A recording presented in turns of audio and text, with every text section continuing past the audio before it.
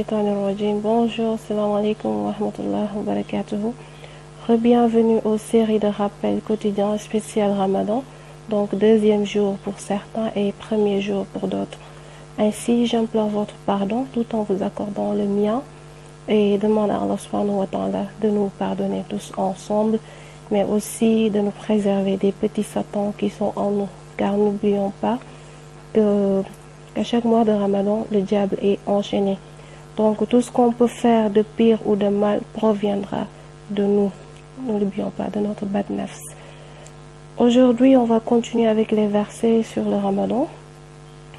À la sourate 2, Baqara, ou bien la vache, verset 184 précisément, Allah subhanahu wa ta'ala nous dit أياما معدودات فمن كان منكم مريضا أو على سفر فعدة من أيام أخر وعلى الذين يطيقونه فدية طعام مسكين فمن تطوع خيرا فهو خير له وأن تصوموا خير لكم إن كنتم تعلمون. Allah nous dit pendant un nombre déterminé de jours, c'est-à-dire le Ramadan n'est pas étalé sur plusieurs mois ou bien sur toute l'année. Donc c'est un nombre de jours déterminé, exactement 29 jours ou bien 30 jours. Donc le Ramadan, c'est de l'apparition de la lune à l'apparition de la lune encore ou bien d'une nouvelle lune si vous voulez. Quiconque d'entre vous est malade ou en voyage devra jeûner en nombre égal d'autres jours. Là c'est juste pour dire que Allah subhanahu wa ta'ala ne charge aucune âme d'une charge supérieure à sa capacité. La yukallifullahu nafsan illa wus'aha. En wolof je dirais yàlla tegul kenn mu mënul. Donc si tu es malade ou bien tu es en voyage et que tu ne vas pas durer là-bas, là on te permet d'arrêter le jeûne plutôt et de les rattraper après le Ramadan, Inch'Allah. Il continue en disant, mais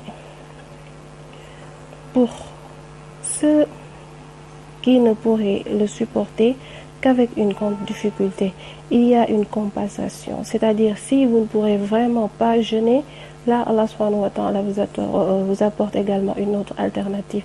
Vous voyez que Dieu, il ne nous veut aucune difficulté ou bien aucun mal. Il ne veut que du bien, mais aussi que de la facilité pour nous. Nourrir un pauvre, c'est ça la compensation. La compensation plutôt. Donc, nourrir un pauvre, n'oublions pas ici, Allah subhanahu wa ta'ala a utilisé le terme miskin et non faqir.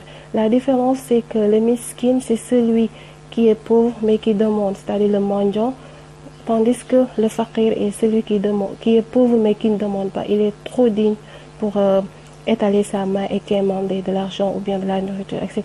Donc cette compensation-là, elle va au miskin, au mendiant, plus précisément. Il continue. Et si quelqu'un fait plus de son propre gré, c'est pour lui. Mais il est mieux pour vous de jeûner si vous saviez. Donc, malgré tout ceci, toutes ces excuses qu'on pourrait avoir pour ne pas jeûner, Allah subhanahu wa ta'ala nous dit, mais il est mieux pour vous de jeûner si vous saviez. Alors, jeûnons, Inch'Allah. Et si vraiment nous ne pouvons pas, au moins on aura l'intention de vouloir jeûner. Allah subhanahu wa ta'ala peut pour ceci nous accorder beaucoup de grâce et de bénédictions. Donc aujourd'hui, on va s'arrêter là et on va revenir demain, Inch'Allah. Sur ce, je vous dis de passer une excellente journée en compagnie des versets du Coran. N'oublions pas que nous sommes dans un mois où l'on devrait vraiment profiter de ce noble message qui nous a été envoyé par Allah subhanahu wa ta'ala par l'intermédiaire de notre bien-aimé Muhammad alayhi salatu wassalam. Sur ce encore, je vous demande pardon. Balem ak balnalen, yalen yale boole jégal salam.